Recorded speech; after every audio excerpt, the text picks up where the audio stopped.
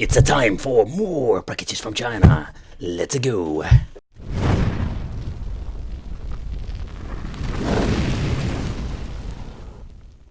Hey guys, welcome back to the channel. It's awesome that you're tuning in.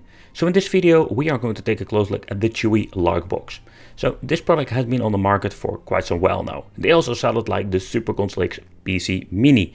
Yep, but this is like a different version. It's still the Intel Celeron, but this is the G4150 model.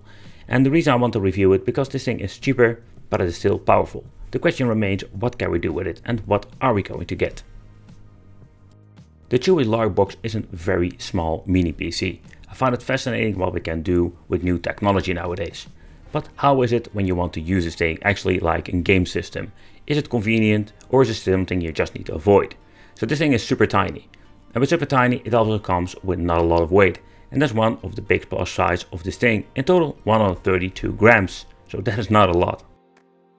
So what are we going to get inside the box itself? So the Chuwi box comes inside a very big package. So of course we're going to get the system itself, then we're going to get ourselves all the paperwork that we're going to need. So the Chuwi box, I really love the design, and as you can see, compared with my hand, this thing is tiny. It also comes to include a bracket, so if you mount it behind a monitor, that is possible. Because of the size, this thing is super easy to use. Then we're going to get all the necessary paperwork, and here in the final box, then we're going to get ourselves the power supply and all the other things that we're going to need. There was no converter with mine, so a little bit of a bummer. So I need to use a converter from an other product I have laying around. So a quick nerdy time. So this is a Chuwi Lark Box, not the Pro. It comes with the Intel Celeron J4115 quad core that runs on 2.5 GHz.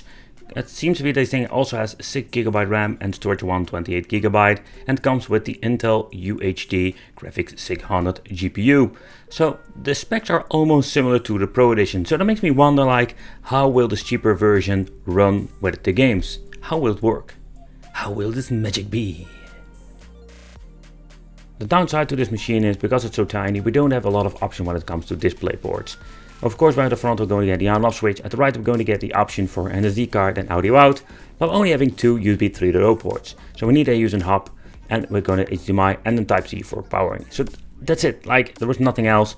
So I think it's going to be a nightmare if you want to play with 4 players, with some emulation, or you want to add a hard disk or some keyboards and mouse. Oh man, like it's going to be a cable nightmare. But let's take a close look at the gameplay and of course what is this thing capable of. Alright, so let's talk about Bodhasera, because that's what we're going to use, and the reason why I think Bodhasera is just a great way to play when it comes to retro gaming, because you don't need the Windows mumbo jumbo. It's just like a plug and play solution that you can make. You can use yourself an SSD, you can use yourself different ways. I think SSD is one of the most expensive but still like a very great way to go, because it's a very stable piece of technology. Of course you can use a platter disk, those things are pretty damn awesome, but they are way cheaper. And yeah, they will consume a little bit more power depending how you want to assemble this. So take consideration sometimes when using an external enclosure, it can give some problems. Then we're going to get ourselves the thumb drive. The thumb drive, I don't like those options most of the time because, like, don't get me wrong, they are like super easy, plug and play, but these tiny ones get quite hot. So I recommend like getting a big one that has some cooling or such kind of. Okay, and then we're going to get the 3.5-inch platter disc, but yeah, that's a different story. And the reason why, because not all of the devices will have the option to use this. So if you want to use this, you need to use an external enclosure, but it's going to get more of a cable nightmare.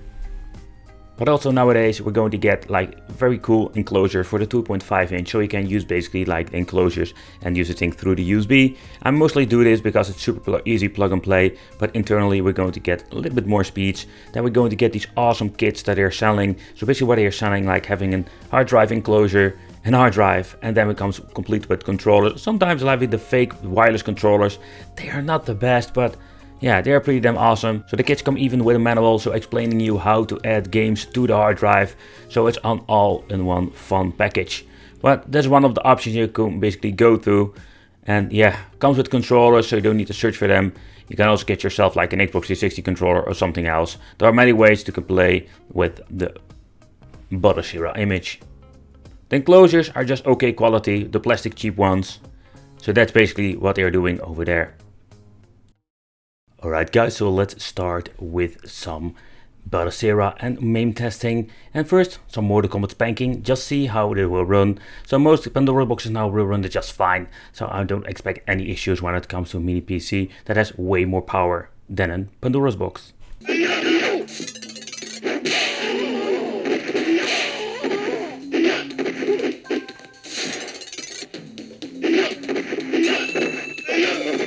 Sub-Zero with flawless victory.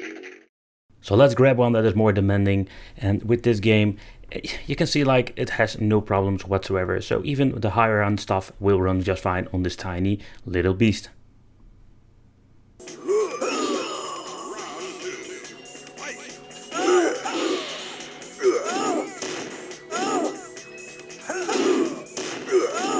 Okay, so the final test, Killer Instinct, and this is a game that is always very hard to emulate on cheap devices. Think about a Pandora's box, Android boxes, and there is possibility to play on a Raspberry Pi, but you need to overclock the device very high to get a very stable frame rate. And it runs pretty damn good on this tiny box.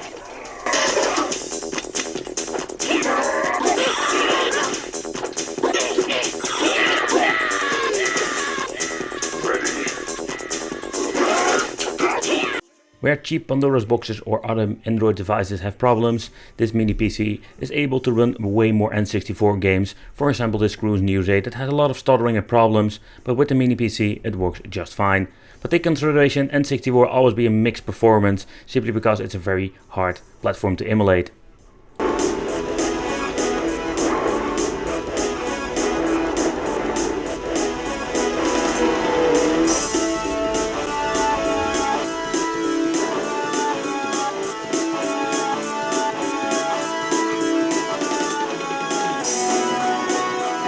But if you want to search for where we can push this device, GameCube is basically like the platform that will not run perfectly on this machine.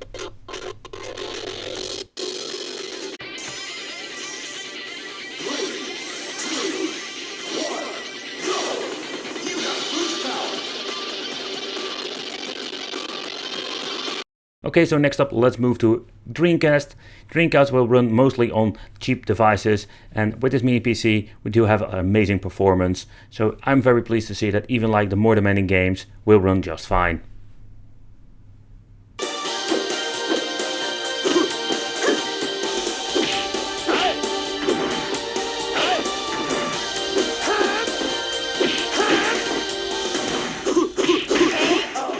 So when you're looking at Sega Saturn, it's going to be a mixed performance, simply because when you're having the three-dimensional games, there we're going to get the notice that it has some struggle with emulating the system. But with the two-dimensional games, there we don't going to get any issues, by the way.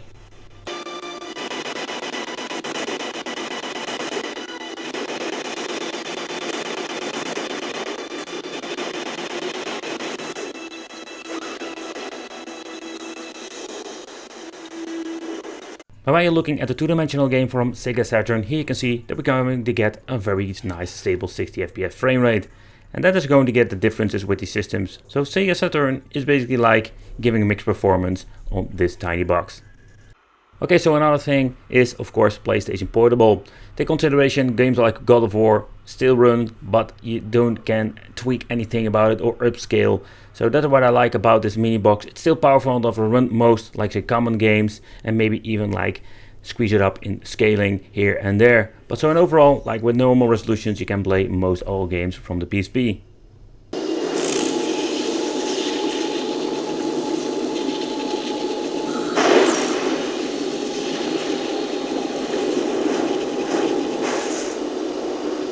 So like with the GameCube, PlayStation 2 is the same problem. It will have mixed performance depending what kind of game you're playing, but I'm noticing like we have a lot of struggles when it comes to this game. So at first just playing the game, you get quite a stable frame rate, but later on in the game you will see it will basically dips down and kills all the fun playing the games with this box.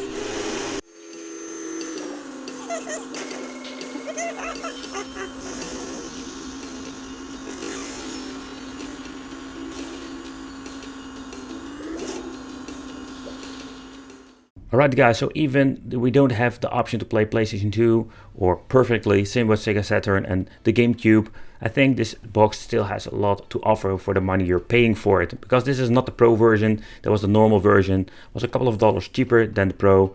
And yeah, the question remains, is it not better to get the Pro in the end? That's something you need to decide for yourself. Let me know what you think of the performance of the box itself.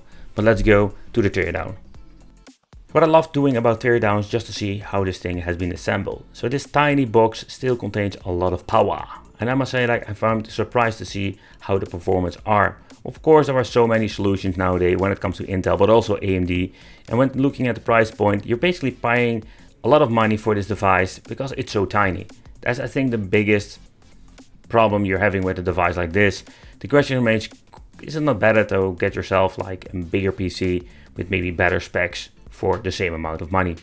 Okay, so here we're going to get the option to add some extra storage capacity. So even that is possible with this tiny machine. All right, so we can remove this piece. It's just a piece of plastic that covers up the PCB itself. And this mini PC is constructed by different layers. So let's remove this one. There was only a couple of threads that was inside of the nut over there. But that's what you're going to get with the first layer. Here we're going to get 2 flat cables that we need to remove. Removing the 4 screws, and we can basically like remove the second layer of the box. So that's what we're going to do. Let's get myself some different tools. Let's remove these and let's see if we can open it up. So if you ever need to replace the battery, yeah, you need to open it up like this. There is no way of doing it otherwise. So here we're going to get the battery and the board that contains the USB ports, the on and off switch, stuff like that. And then we're going to get the final PCB. So I found it a quite genius way how they assembled everything inside this tiny casing. Alright, so the final part is the most heaviest part, simply because there we're going to get the cooling element. Here we're going to get the Wi-Fi. This last board also contains the HDMI. So the weight is quite heavy. This was just the outer shell piece of plastic, nothing really special. Alright, so next up, let's see if we can remove the final PCB. We're going to get 2 wires are still connected, one for the fan and the other one is for the Ethernet. I'm just going to leave it in there. So this is basically what we're going to get in the inside. Okay, I find it quite interesting just how they made this and how compact this design is. Okay, what you're going to get, this is what we're going to get. A lot of components, and we're going to need to put it back together.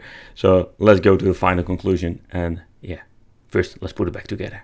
But it can be a hassle getting everything connected. I personally love these Chuwi tiny boxes, or Lark Box. This is the normal edition. Take consideration also having Pro that has more power.